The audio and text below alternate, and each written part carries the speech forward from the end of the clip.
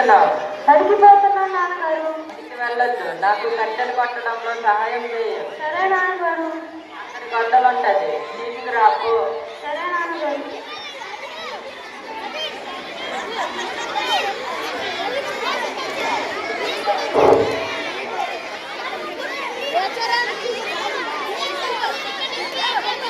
తమ్ముడు నమస్తే అయ్యా. సరే గురువు గారు. ఏంటి ఎలా వచ్చారు? రామయ్య, విషయం ఏమంటే నీ కొడుకును చదివించట్లేదు, నువ్వు చదవలేదు. ఇప్పటికైనా సమయం ఎంతలేదు. నీ కొడుకును చదివించి మంచి ప్రయోజకులుగా చూడు. సరే అయ్యా. రంగయ్య కూడా చాలా బాగా చదువుతాడు.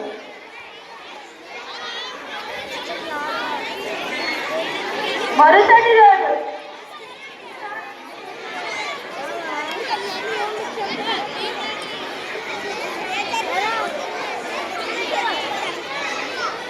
నాన్నగారు బడికి పోయి చదువు మాని వెళ్ళొస్తాం. సరే, బడికి వెళ్ళి మంచిగా చదువుకొని గొప్ప ప్రయోజకులు వెళ్ళి. సరే నాన్నగారు.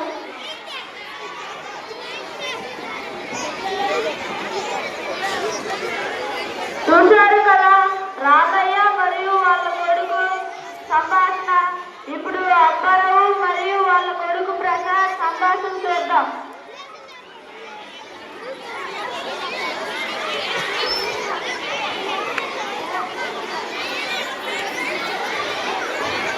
నాన్నగారు, నేను బడికి పోవచ్చా?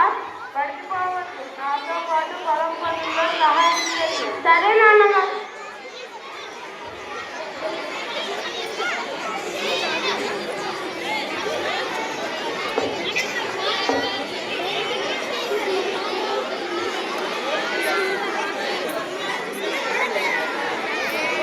నమస్కారం అయ్యా. నమస్కారం గురువు గారు. రేపు ఎలా వచ్చారు?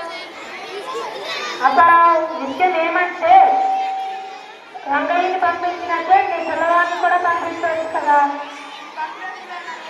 నా కుటుంబంలో గొప్ప పూట గడవడానికి కూడా చాలా కష్టపడాల్సి ఉంది. అరే నీ ఇష్టం అబ్బారావు, నీకు చెప్పాల్సిందేదో చెప్పాను. సరే అయ్యా. నీ పిల్లవాడు ప్రసాద్ కూడా బాగా చదువుతాడు.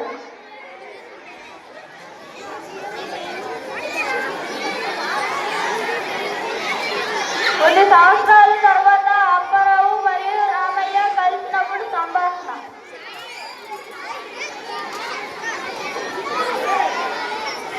ఏం పోయి రామయ్య, ఎలాగున్నదే? బాగున్నాడు, నువ్వు ఎలాగున్నావు? బాగున్నాను లేవోయ్. ఇప్పటికి ఏంటండి? పెద్ద పెద్ద ఉద్యోగాలు చేస్తుండే లేబోయ్. ఏంటండి ఆ ఉద్యోగాలు?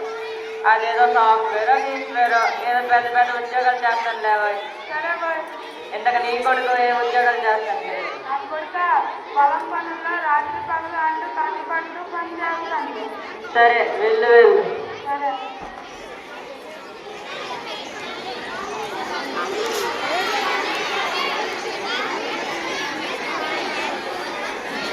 నీతి, మనం చదువుకుంటేనే ఉన్నత స్థాయికి వెళ్ళొచ్చు. కాబట్టి చదువుకోవాలి. ధన్యవాదాలు.